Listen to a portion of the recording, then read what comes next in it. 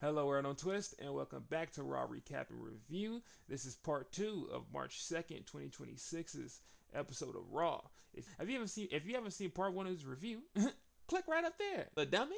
Why are you watching this video if you haven't seen part 1, dude? Just click that so you can catch up. But if you have seen part 1, welcome back. Let's get right back into what's going on Raw. We left off with the Judgment Day having their little powwow about how they're going to help Dom win. And then we get interrupted by Rusev instantly going out to the outside, jumps onto the announce table, and he says he's tired of hearing about Obafemi, and he says he's tired of waiting, and he want to run that fade with Obafemi right now. He says, I ain't leaving this announce table until I get my fade with Obafemi. And then Obafemi pop out. Obafemi get in the ring. He said, hey, man, you've been talking all this talk. Man, why don't you get in this ring and make something happen? Rusev say, okay. Drop the mic. He get into the ring. They have a little face off. And then punch exchange. Boom, boom, boom, boom. They punch it back and forth. Oba gets the winner of the exchange. He punches Rusev to the corner, hits that man with an uppie. Then tries to hit that man with a choke slam. Rusev reverses out of it, hits him with multiple super kicks, and then tries to hit another one. But it gets caught by Oba. He grabs Rusev, hit him with the choke slam this time, and then clotheslines him to the outside. Obafemi just yells at him. He just yells at Rusev. Rusev's like, I'm going to get you, like type. And then Oba's like, you're going to die tonight. You're going to die. And he's not going to die tonight, but he might die next week because they're going to have a match next week. It got confirmed later on in the episode. Now we get to the third match of the evening. We get Jimmy Uso versus Austin Theory. They're doing this match because on part 1, in earlier in the episode, Jimmy whooped Austin Theory because he believes that he attacked Jey Uso, which is the reason why Jey couldn't be in the Elimination Chamber. We get into the match with Jimmy hitting chops onto Austin Theory and upper strikes like this, but Theory fights back out of it by grabbing Jimmy, and then here he hits Jimmy in the gut with multiple knees, gets him to the corner, but Jimmy fights back out of it, gets Theory off of him, and it gets on the middle rope, hits him with a middle rope elbow. That leads to Theory getting into the corner, and he tries to hit him with a splash, but Theory gets out the way. That leads to Theory hitting a spinning punch onto Jimmy, and then multiple punches while Jimmy's on the ground. Picks him up, slams him on the mat, and then hits him with more punches while he's on the ground. Jimmy fights out of it though, hits him with a little uppy punch, and that leads to Jimmy clotheslining Theory to the outside. He tries to, and then he goes for the suicide dive on Theory, and then he picks up Theory, slams him to the stairs, and then he takes the announce table top off, and then super kicks Theory onto the table. And he gets a light bulb in his head. He goes to the top rope. He's finna go for the Uso splash, but Logan Paul runs into the ring. Jimmy then proceeds to jump on Logan instead of that and hits him with multiple punches. Theory regains consciousness again. He gets in the ring and tries to help Logan, but Jimmy ain't having that. Instantly gets up, tackles down Theory, multiple punches. That leads to Logan punching Jimmy on the ground. The match is thrown out, and the Vision proceeds to start jumping Jimmy. And then you hear, Uso! They looking for Jay at the entranceway. Jay's behind them with crutches. He slide his brother Jimmy one. He gets into the ring, and they hitting the Vision with crutches. They hit Logan outside the ring, and then they hit the 1D. Then they hit the 1D on Theory, and they look victorious over the Vision. And we get an interview with the women's elimination chamber winner, Rhea Ripley.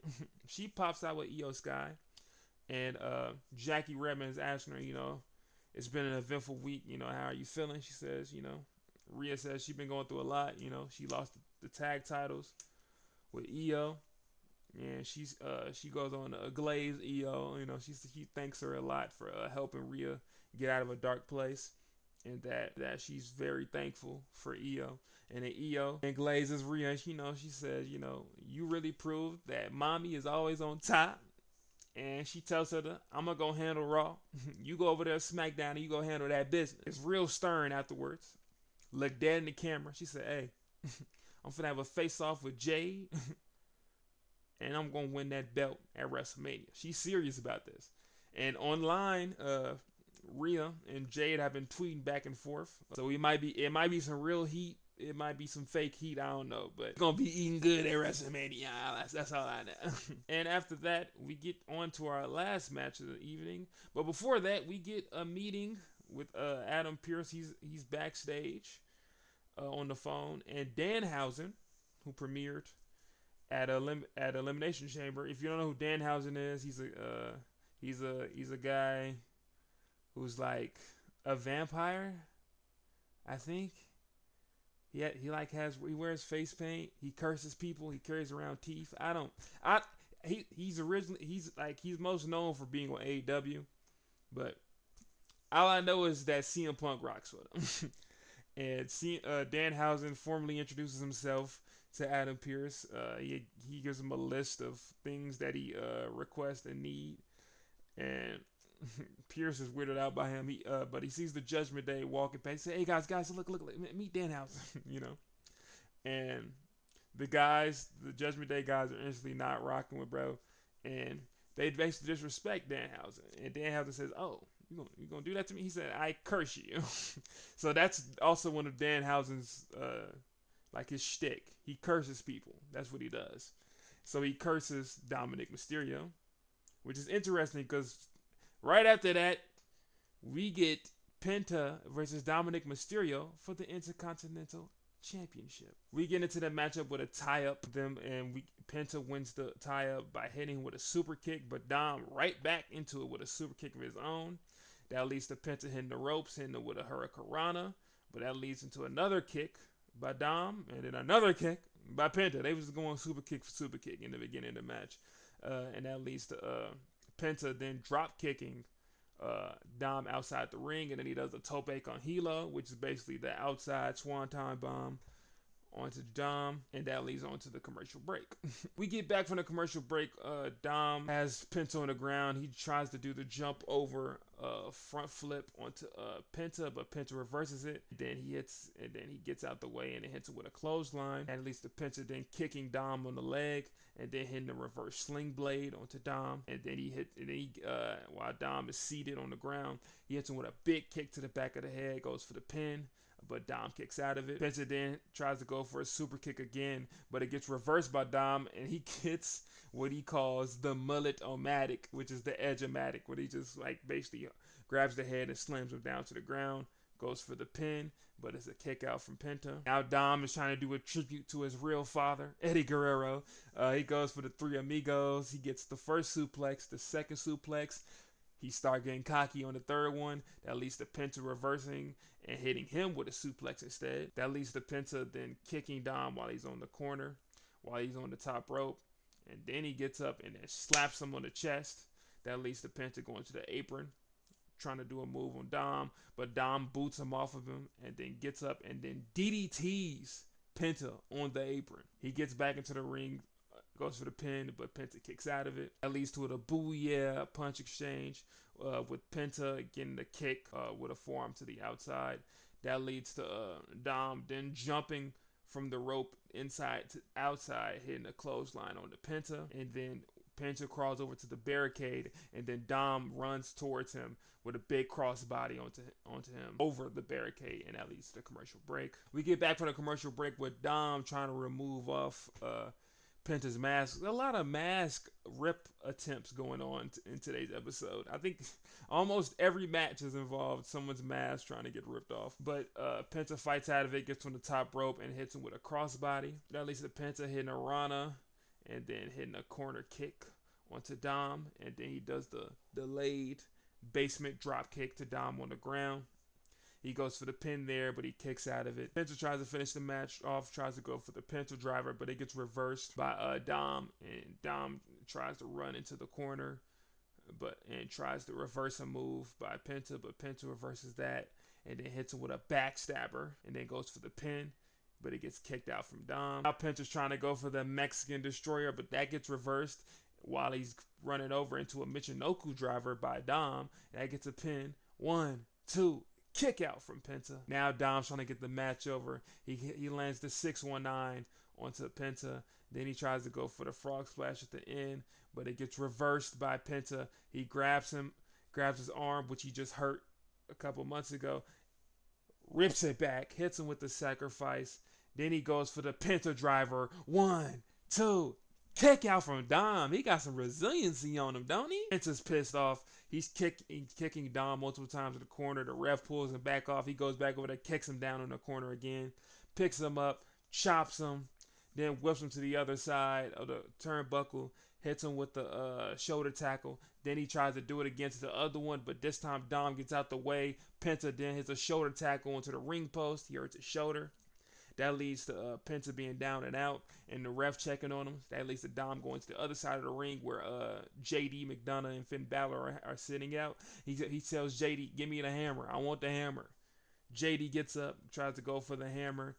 As he's about to give it to Dom, Finn stops him and said, "Hey, nah." He said he want to do it by himself. We're not going to do that. That leads to Penta doing a tope con hilo on the Judgment Day, getting back into the ring, tries to go for the Mexican Destroyer, but that gets reversed by Dom. He ends up setting Penta for the 619.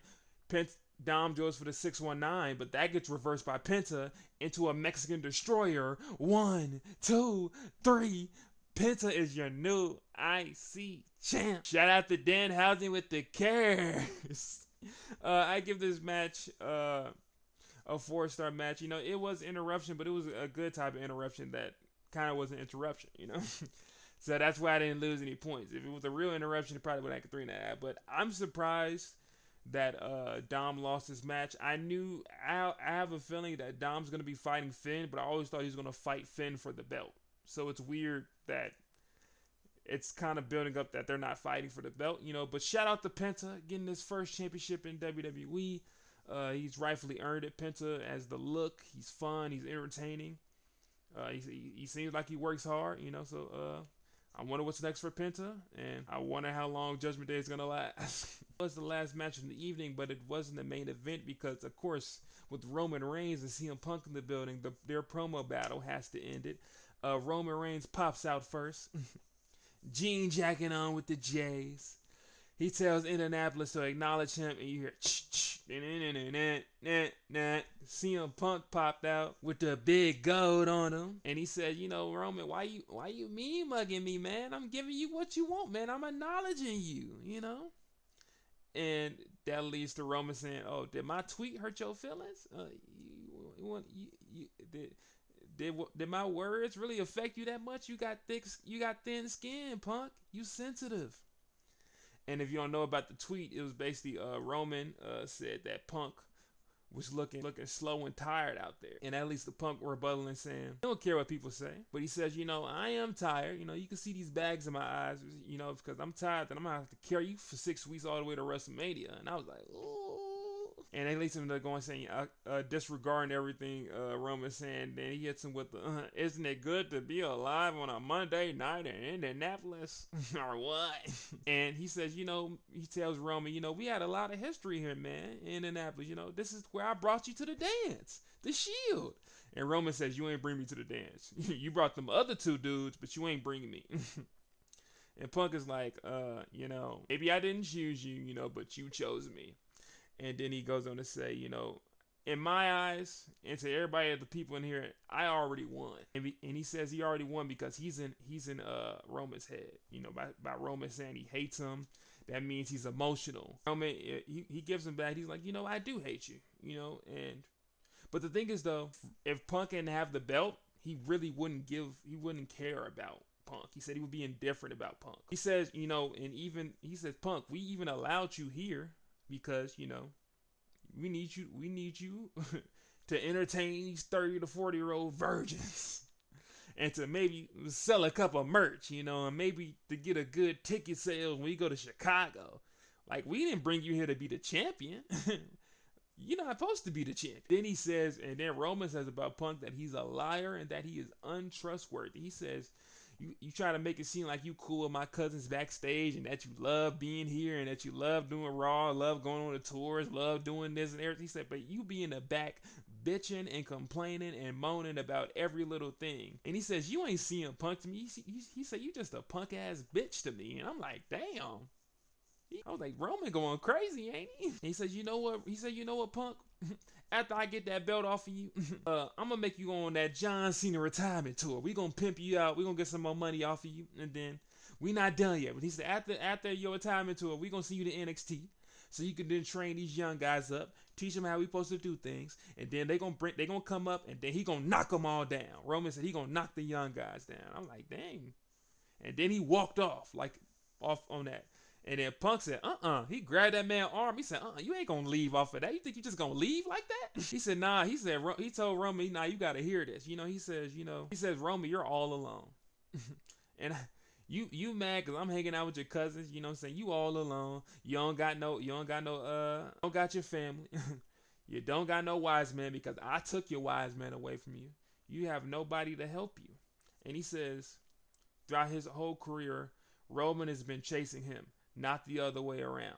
Reaffirms that, Raw is his show, and he runs it, and he runs things around here. He says, unlike Roman, because Roman can't do stuff by himself. He says, you can hate me, you don't even gotta love me. He said, but one thing you're not gonna do is disrespect me. And he says, at WrestleMania, I'm not just gonna beat you. He said he gonna bury him. And this one was the kicker. He said, I'm gonna bury you next to your dead father, and then walked off. I said, You supposed to be the good guy, Punk. You can't mention that man dead father. What are you Christian?